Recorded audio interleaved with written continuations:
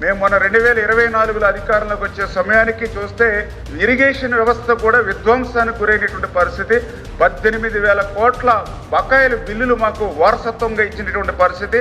అందులో భాగంగానే ఈ లస్కర్లకు సంబంధించి 9.94 కోట్ల రూపాయలు కూడా బకాయిలుగా గత ప్రభుత్వం మాకు అప్పచెప్తే మళ్ళీ ఈ ప్రభుత్వం అధికారంలోకి వచ్చిన తర్వాత ఆ 9.16 కోట్ల రూపాయలు ఈరోజు ఈ ప్రభుత్వం లస్కర్లకి బకాయిలు చెల్లించాము అధ్యక్ష. అదేవిధంగా లస్కర్లు కూడా న్యాయమైనటువంటి డిమాండ్ని ఈ సంవత్సర కాలంలో మా దగ్గర తీసుకొచ్చారు అధ్యక్ష.